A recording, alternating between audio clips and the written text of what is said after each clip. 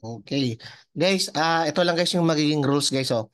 Ngayon guys, yung funded na kayo, except na lang yata kay ma'am, hindi pa nag-email sa kanya eh. Pero lahat naman kasi nag-email na lahat. Kaya except na lang kay Ma'am Gigi. Yan, si ma'am na lang yung nag-iisa. Ma'am, nandiyan na yung email ma'am or wala pa rin? Medyo ano lang yan, no? Medyo delay.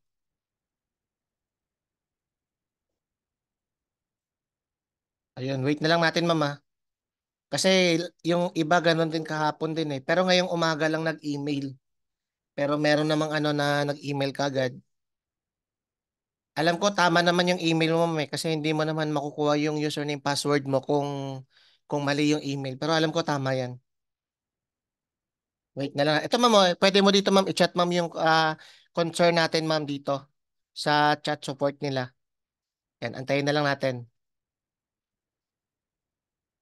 Ayun, refresh na lang daw po. Yan. Okay guys, geto na guys. Ngayon guys, ilagin niyo yung account nyo sa MT4.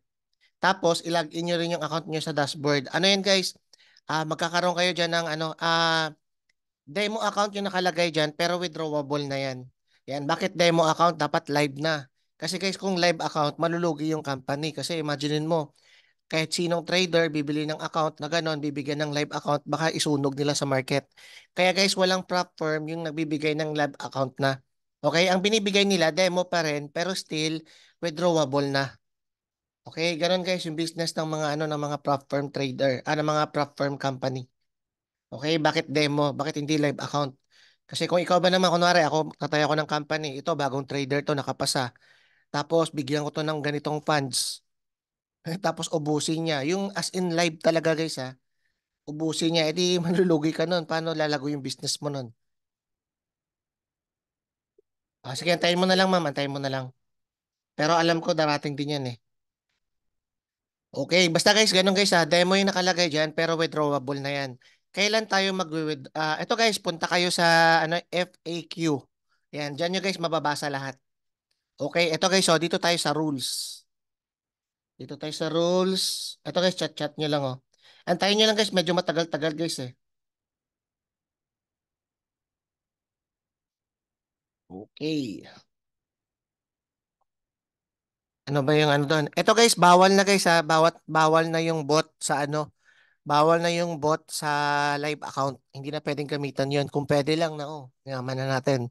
For passing lang talaga siya. Ito guys, bawal din siya guys sa copy trading ha. Mamaya ipakopya nyo sa ano. Bawal din sa copy trading. Ang ngayon guys, ito tandaan nyo, bawal mag ano ng trades. Bali pwede siya hanggang actually nga guys sa akin guys na try ko 3 a.m. in the morning ng Friday. Alam mo yung Friday tapos alam parang ano na parang Sabado na ng madaling araw. Okay, 'di ba? Basta pag Friday guys, tapos maabutan na ng midnight, 'di ba? Sabado na 'yan. Maabot ako ng 3 a.m. pwede pa. Pero as much as possible, mga 1 a.m. pwede nyo nang i-close yan. Huwag nyo lang kakalimutan guys, bawal yan guys ha. Pag lumagpas na ng Friday, 12 midnight, mas maganda i-close nyo na kagad yung trades nyo para hindi nyo makalimutan. Pero sa akin, personally, 3 a.m. hindi pa siya na hindi pa siya na yung funded ko. Okay, hindi pa siya na breach. Ibig sabihin, pwede pa. Parang isang oras na lang magsasara na yung market. Parang ganun. Okay, clear yun guys ha. Huwag kayo mag-overnight trades tuwing Friday. Tapos, ang consistency rule. Yan, ito yung gusto kong sabihin. Ito guys, para hindi na kayo malito dito, kasi ako guys, hindi ako nabibreach eh. Ito lang yung gagawin nyo guys, oh. Kunwari, meron kayong 10K or 25K. Sige, sabihin natin, meron kang 10K, 10,000 challenge. Tapos meron kang 25K. Challenge. Funded account pala. Okay, ang gagawin nyo ganito. Gusto kong mag-trade ng, ito, kunwari gusto ko itong i-trade, GBP AUD. Yan, gamit muna kayo ng calculator sa una. Yan, ang gagawin mo, kunwari, ito, magti-trade ako dito. Ito yung stop loss. Ito yung take profit. Tapos, ang sa $10,000 ko, sana ba yun? Okay, sa $10,000 ko, Allowed lang kasi guys, ang drawdown diyan guys, ano 10%. Bali yung drawdown sa 10,000 is 1,000. Ibig sabihin, pag natalo yung 1,000, wala na, mabibridge ka na. Okay, kaya doon tayo gagamit tayo ng calculator sa umpisa muna. Okay, ang gagawin natin, ito, GBP AUD. GBP AUD.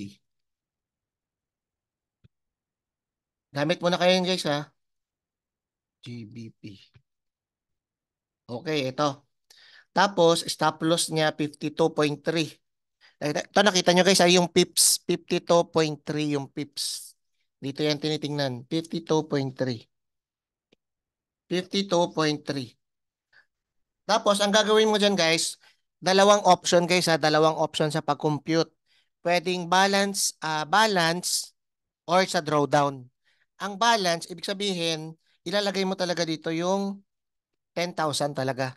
Kung magkano talaga yung laman ng account mo. Okay, sa 10,000, pwede ka mag-risk dyan ng 0.50 lang. Tingnan natin yung sagot guys kung magkano. Ayun, ibig sabihin, sa 10,000 mo, di ba may drawdown ka na 1,000. Kung gagamit ka ng 0.15 lots, ang risk mo dyan is $50. O di ba, tingnan mo, sa $1,000 mo na drawdown, bago ka matanggal or bago ka ma-breach, ang nire-risk mo lang per trade is $50. Okay, gano'n lang guys. Gamitin nyo lang guys, kung balance base ka, ilalagay mo lang dyan is 0.50. Huwag ka na guys maglagay ng 2% ha. Kasi pag nag 2% ka dyan, tapos balance base, $200 na yan per trade. O kung i-divide mo yan sa 1,000, parang ano lang, parang 5 lang. Ibig sabihin, 5 talo, tapos ka na. Wala na. Pwede mo gawin yan pag magaling ka na.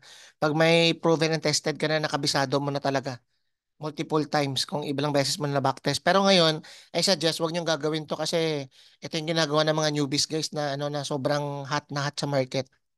Okay? Ang pinaka-suggest ko guys, kung balance base kayo, 0.50%.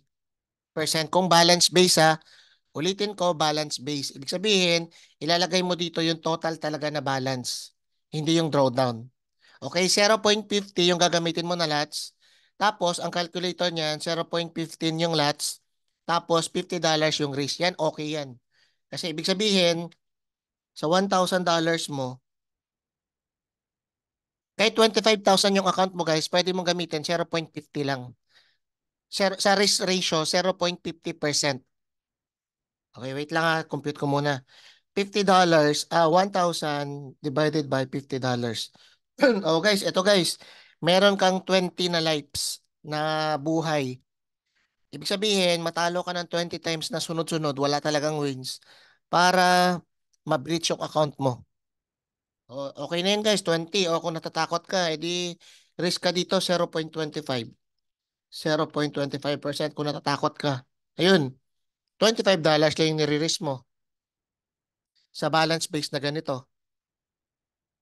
Okay, balance base to guys ha. Mamaya papaliwanag ko yung yung drawdown base naman. Okay, ito basta ilagay mo lang diyan 0.25 to 0.50. Yan yung pinaka risk management nyo. Pero kung yun okay, parang medyo marunong na ako coach eh. Guys, i-consistent nyo to ha. Okay, ganyan. Tapos, ito yun. Ito yun magkakaalaman. 'Di ba kunwari, nag-start ka sa 0.50 coach, ang pipiliin ko 0.50%. Ibig sabihin, dito sa trades na to, matatalo ka ng $50. Pag nanalo ka, yan, bahala ka na kung 1:2 ka, panalo ka dyan ng Basta importante dito guys, ang SL mo is $50. Ito yan, nag-start ka, dito kayo mag-focus guys ito yung ibig kong sabihin, consistency rules. Ito yung sizing, ito yung 0.15 lots. Ito yung gagamitin mo ngayon. Nag-trade ka na. First trade mo, 0.15. Ngayon, ang range mo ngayon, pwede ka mag-trades ng 0.15 to 0.20 lots. Pero hindi ko na lang i-discuss yun. Baka malito pa kayo. Ito na lang. Every time magti-trade ka, 0.15 lots na yung ilalagay mo. Ganun na lang kasimple. Tapos, maximum niyan, 2 layer lang. Mag-trade ka 1 pair at a time. Okay, ulitin ko guys kasi naka-record to kasi para pwede nyo mapanood. Mag-trade ka one pair at a time. Tapos, pwede ka lang, ang gagawin mo lang dyan, dalawang 0.15 yung pinaka-maximum. Kasi kung gagamit ka ng 0.15, tapos ano ka, kumbaga, syempre hindi mo yan minsan makokontrol eh, lalo na pag minsan wins ka. Basta guys, may time talaga guys, kahit sabihin mo madisiplinado ka ngayon, ite-test ka talaga ng market. Sabihin natin na ano, basta yung lagi mo tatandaan lang, allowed ka lang ng dalawang layer na hindi pareho yung price. Kunwari, nag-entry ka dito, nag-buy, bumagsak yung price, pwede ka magdagdag dito ng 0.15. Tandaan nyo guys ha, 0.15, 0.15. Coach, paano pag nag-start ako ng ano, 0.20? Eh di doon na, dalawang 0.20 yung allowed mo. Huwag ka nang mag-iba-iba na para hindi na kayo malito. Huwag yung ano ha, yung 0.15 ka nag-start tapos lagyan mo ng 0.01, lagyan mo 0.05, lagyan mo ng 0.50, yung ganon. Huwag ganon guys, mabibreach yung account mo nun. O kaya automatic mag-stop na yan. Kaya ngayon, ang susundan mo na lang, dalawang layer na 0.15, kung nag-start ka ng ganito, 0.15 na lang. Okay? Kunwari, nag-raise ka dito ng $50. Eh kaso medyo ano ka, guys, I suggest one lang. Pero kung depende sa inyo, basta dito sinasabi ko lang na pwede kang allowed ka ng dalawang ano, dalawang layer lang. Wag yung ano guys ha, 0.15, 0.15, eh kaso bumagsak pa yung price coach, malapit na yung SL ko. Adjust mo yung SL mo, tapos another dagdag ka dito ng 0.15. Wag na guys, wag na yung pangatlo. Walang adjust ng SL. Okay, kasi tataas kasi yung ano mo dito, yung drawdown. Yung ano guys, yung maximum drawdown dito is 10%. Yung everyday drawdown dito, yung daily, 5%. Ibig sabihin, sa $10,000 mo,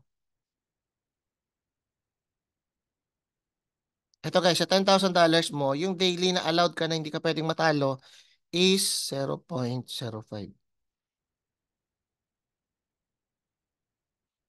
Wait lang. 5%.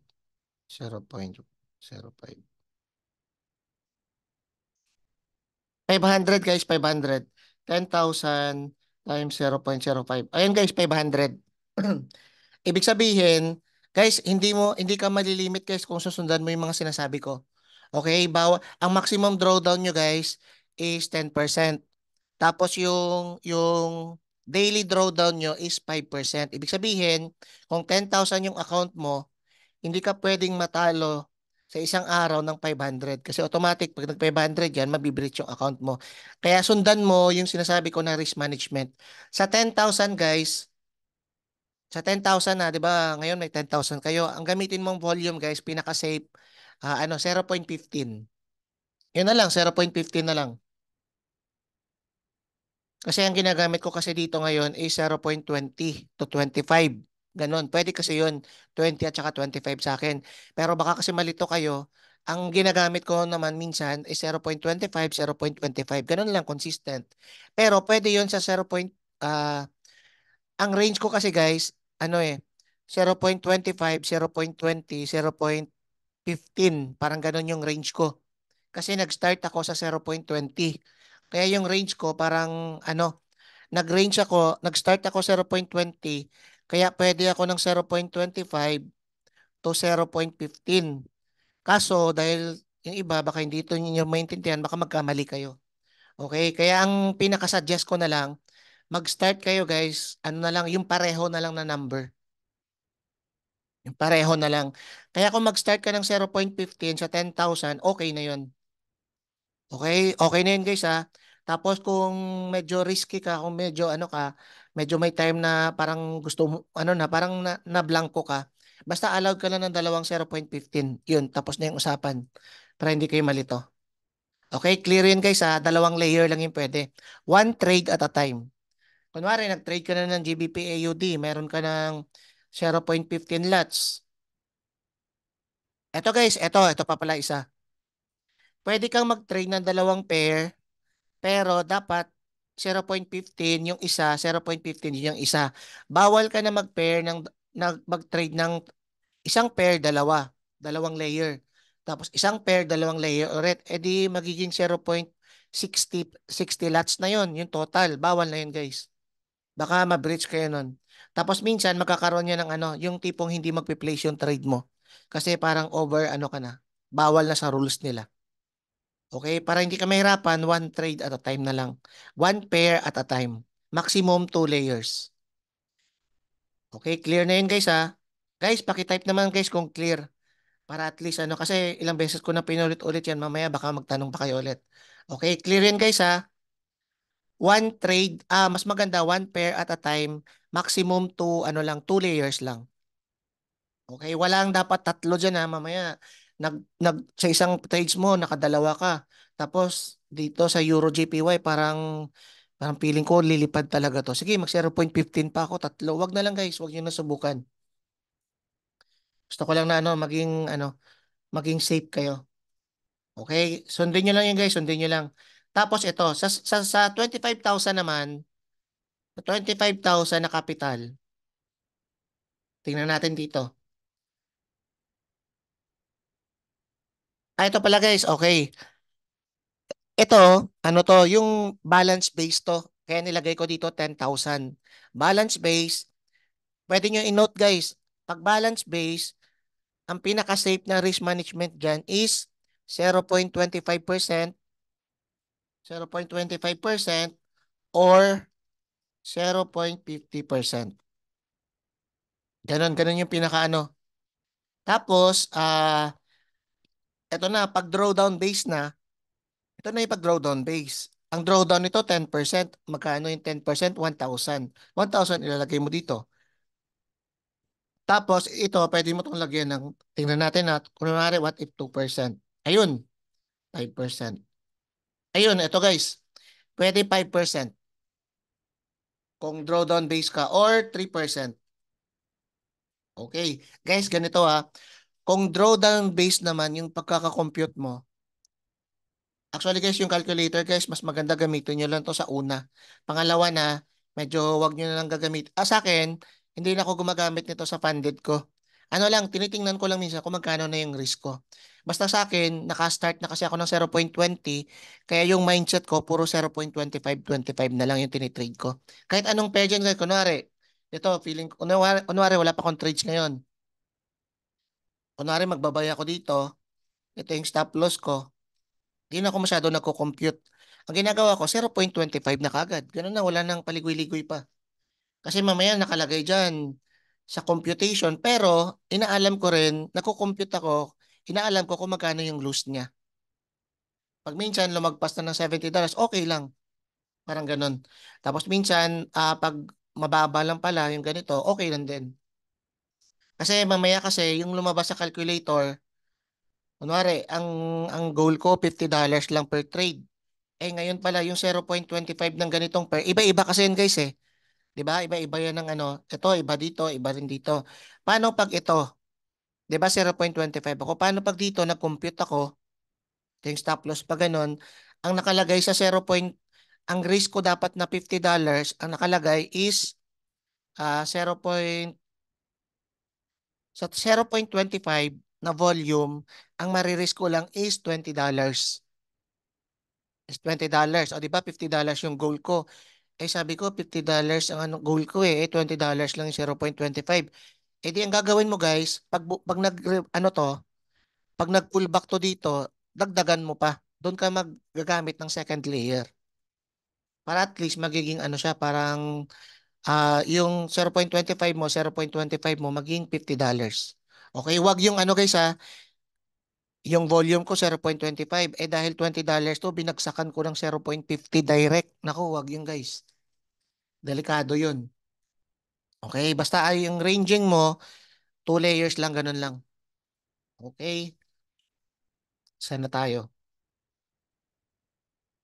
Okay, tandaan nyo guys, 3% to 5% allowed ka sa risk reward ratio dito. Sa risk ratio dito, kapag nag-compute ka ng drawdown base. Okay, paano mo kinuha yan? 10% ng buong kapital, ilagay mo dito. Okay. Kung ito yung start mo, 0.09 ka, yun, 0.09 yung gagamitin mo. Ano na yan? Lifetime na yan. 0.09 ka na lagi. Kung mag 2 layer ka, dalawang 0.09. Okay, clear na yun guys ha. Ngayon, proceed tayo sa balance base ng 25,000. Okay, ang rule natin, 0.25% ulit or 0.50. Ganun lang kasimple.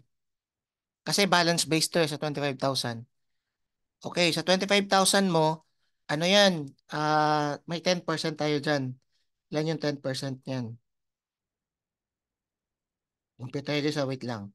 25,000 times 0.10. Ay, wait lang. 0.10. Okay. Meron kang 2.5 na drawdown. 2,500. Ibig sabihin, pag nag-raise ka ng 0.50% sa 25, magre-raise ka ng 125. Diba? Malaki na yan. Naka-risk management ka na yan. Pero yung taya mo sa market is 125. Yun yung advantage naman kapag malaki yung kinuha mong account. Kasi naka-risk management ka na yan, mahirap ka nang ubusin yan, lalo na pag may training ka, pag may module ka, yan gamit mo A plus trader, may lose ka man, pero mananalo ka pa rin. Basta focus ka lang. Yan. Ito guys, 125 yung risk mo per trade. Okay. Tapos, 2,500 yung drawdown mo. Kaya malayo. Tingnan natin guys ha. 2,500. 2,500 divided by 125. Ayun, 20 times din bago ka matalo. Kung medyo delikado ka niyan, hindi mo kaya, 0.25. Pwede. Para at least, matalo ka ng 40 times bago maubos bago ma-breach yung capital mo. Okay, ito naman sa balance base. Pag drawdown base naman, ilagay mo lang dito ay 2,500. Tapos dito, ang ilalagay mo lang at 3% or 5%. 3 or 5 lang, same lang yan. Okay, clear na guys ha, naka-record naman to eh. And then, ano pa? News trading. Yan, news trading. Ang news trading naman guys, ano lang guys? Ito nakalagay oh. O ito, red folder news only. Red folder. Ito yun. Ito yun guys oh. Sa Forex Factory guys ha, punta kayo dyan dyan lagi. Forexfactory.com. Yan, search nyo lang yan sa Google. Yan. I-disregard nyo yung, paki-disregard ng yellow at saka orange. Focus ka lang sa red. Kunwari, ito nakalagay. Before and after 10 minutes, bawal yun. Example, nag-trade ka ng 9:30, may nakalagay dito, red flag. Bawal kang mag-trade ng 9:20 at saka 9, mag-entry. 9:20 at saka yung after niya is 9:40. 10 minutes before and after. Okay, clearing guys ha. Kasi once na gumanon ka, automatic mabibreach yung account mo. Dito na tayo sa, ito yung pinakaano sa lahat eh. Sa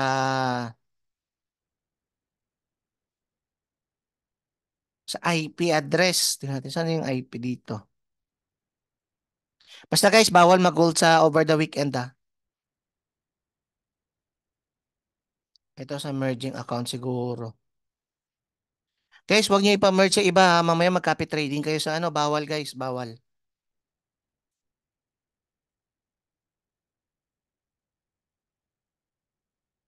Yun. Pang ano lang to, wag niyo na lang guys gamitin yan. Kasi delikado. Tapos guys, yung sa IP lang guys, yung sa IP address, ano lang naman yun. Gamit lang kayo ng yung data nyo, allowed kasi ng dalawang IP address na hindi ko makita kasi dito guys eh. Basta guys, allowed ng dalawa. Kapag naka-data ka, pwede yon sa cellphone mo. Tapos kapag naka-wifi ka, pwede rin yun sa cellphone mo. Ang mindset na lang dito, huwag kang magti-trade, huwag kang mag-i-entry ng trades. Kunwari, wala ka pang trades ngayon. Tapos pupunta ka sa bahay ng kaibigan mo, doon ka mag-trades. Bawal yun. Huwag na lang. Kung gusto mo mag-trade, gamit ka ng data. Ganun lang, ganun na kasimple, gamit ka lang ng data. Kung gusto mo mag-trade sa iba, sa ibang bahay. Kung makigamit ka ng wifi. Bawal yun guys ha. Pero kung kunwari, nag-trades ka na sa bahay nyo, gamit mo yung data or wifi, naka-trades ka na. Ngayon, pupunta ka sa mall or pupunta ka sa kaibigan mo, makikika-wifi ka. Yun, pwede yun. Wala namang problema doon guys eh. Basta wag ka lang magpi-place ng trades. Kasi once na nag-enter ka doon ng sell or buy gamit yung ibang IP address, yun, possible baka i-hold yun, yung payout mo or ma-breach ka. Okay, tandaan mo lang guys, gamit ka lang ng wifi mo or data. Ganun lang. Wag ka magpi-place ng sell at saka buy kung hindi data or sa ibang wifi ka nakikonnect. Kung gusto mo naman makikonnect, wag ka lang mag-place ng trade. Okay, yun lang guys. Ano na, ito na, profit and share payouts. Yun, nasabi ko na rin last time. Ito guys, oh. Sa first withdrawal mo guys, ito pala. Once you receive your funded. Ito guys, so first payout eligible within 21 days. Yan, 21 days guys. Ngayon, funded na kayo, balik to 10K ulit yan. Dahil after 21 days, pwede na kayo mag-request ng payout. Ang profit share niyan is 50-50. Ang minimum diyan guys, na withdrawal is 100. Kaya kapag ngayon, kunwari nag-trade ka mamaya, nanalo ka ng $100. Antayin mo pa antayin mo guys ng 21 days. Pero ituloy-tuloy mo lang yung trades mo. Basta lahat ng panalo mo, pwede mo na ma-withdraw kagad within 21 days. Tapos 50-50 kayo ng company. Tapos, pag nag-withdraw ka na, dumating na yung payout mo. Ano guys, yung payout nila guys sa crypto. Yan, download ka lang guys, may valid ID ka naman eh. Download ka lang ng Binance or Bybit. Okay, tapos pag naka-withdraw ka na, babalik ulit siya sa 10K, balik ulit yan, back to 10K. And then, next payout mo, 14 days na yata. Ito, oh. Second payout within 21 days. Ito pala. Second payout within 21 days of first trade fund. After second payout. Ito pala guys. Sa second payout mo guys, 21 days ulit. Okay? Pero ang hatian nyo is 20, 70 sa'yo, 30% sa kanila. Medyo mataas-taas na. Tapos, after third payout mo, and then so on, withdrawal 4 at saka 5, ano na guys, 14 days na. Every 14 days na. Every 2 weeks. Okay? Third withdrawal mo, 80%, 20% sa kanila. Yung fourth withdrawal mo, 90, tapos 10 sa kanila. Tapos, ang 5, 6, 7, 8, 9, 10, ano na yun, 90% na lagi. Okay, ganun lang. Ibig sabihin, kumbaga, isa ka na sa mga malupit na trader nun. Pero ako, personally, ang ginagawa ko, isang payout pa lang ako dyan. Yan, ito malapit-lapit na ako dito sa kasi inano ko lang yung account ko eh kasi nung na mental block ako ngayon, yung last time na nakwento ko sa inyo. Nung na mental block ako nung kasi nag-copy trading. Yan, ngayon recovery ako ngayon, buti na lang na recover ko kahit papano. Okay, kaya wag kayo pa mental block guys, dapat focus lang sa Yun, guys, baka may question pa kayo, guys. Kung wala na, yan. Kasi nasabi ko naman yung mga rules na lahat. Wala namang dapat katakutan, guys, eh. Ano lang yan, sanayan lang yan. Isipin mo na lang na to. Nung una kasi, kapag nakita ko to, parang parang sabi ko, parang negative yung dating. Kasi may higpit pala. Pero, patagal ng patagal, na-realize ko na, yun, nandidisiplina pala ako. Kaya, pag bumalik ka na sa live trade mo, magiging iba na yung mindset mo kasi parang nasanay ka na sa disiplina. 'Di ba sa live trade ano 'yon? Ano 'yon guys, parang to, training ground to. At least kapag natalo ka dito, konti lang yung talo mo kasi binili mo lang 'yan eh. Hindi mo naman totoong binili yung 10,000, 10,000 talaga eh. Okay, para pagdating mo sa live account, kaya mo nang i-manage yung mga malalaking account. Okay, sige guys, maraming salamat guys. Ayun na lang guys kasi nasabi ko naman lahat. Yan, record ko na lang tapos yun ipasa ko sa GC natin.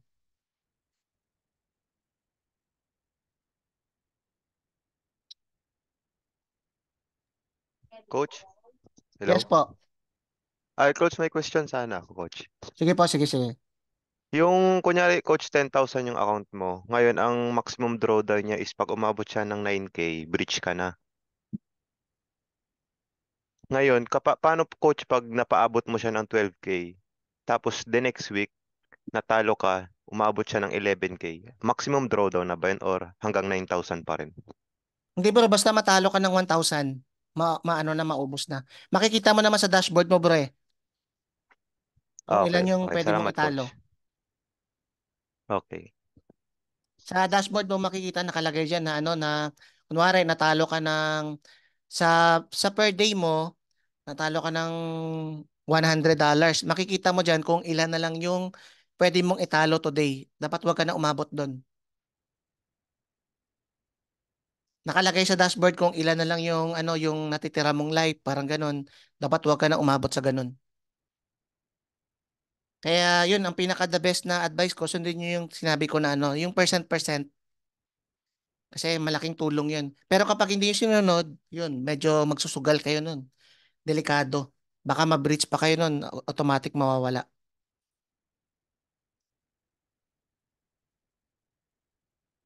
Or tatlong pair sa isang araw. Oo, pwede. Basta ma-close mo na. Isang isang pair lang at a time. Or dalawa, basta 0. Ano, parang ganito. Oh. Basta make sure lang kung gusto mo magmaraming trades, make sure lang na ano na close mo na yung iba. Okay, baka mamaya kasi kung parang ganito, ganito lang kasimple. Kunwari, nag-trade ako ngayon ng AUD USD. Naka-open yung 0.15 ko. 0.15, nagdalawang layer ako. Yun, wag ka na mag-trade nun hanggat naka-open to. Kung gusto mo mag-trade ng isa pa, make sure lang na wala na to. Ma-close mo to. Parang ganun. Oh, tapos open ka na naman dito. Pero I suggest kung ano hanggat hindi pa natatapos, huwag ka mag-open ng marami kasi delikado 'yun. Ma-over-risk ka. Kaya yung suggest ko, yung kapag ano yung first na inumpisahan mo na ano na volume, yun na yung susundin nyo. Tapos maximum two layers lang. Yan. Clear yun, sir, ha? Clear yun. Coach, okay lang naman mag-trade ng dalawa or tatlong pair sa isang araw. Oo, pwede, pwede. Basta make sure lang, baka kasi malito kayo nun eh. Baka mamaya hatiin nyo yung 0.50, may 0.10, may 0.5, may 0. Wag ganun guys ha. Basta dalawang layer lang, tapos focus lang kayo sa volume. Guys, ulitin ko mag-focus kayo sa volume ha. Wag sa ano, wag sa $50 lang na ganun. Kung 0.50, yung volume na allowed ka, hatiin mo lang sa dalawa, 0.25, 0.25. Wag yung 0.5, 0.10, tapos 0.15. Guys, ano, automatic mabibreach kayo nito. Yun. Yan, welcome, welcome. Okay, sana clear na guys. Ano naman. Sige guys, maraming salamat guys. I-upload ko na lang to ngayon para at least may ano tayo. Sige guys, maraming salamat and God bless.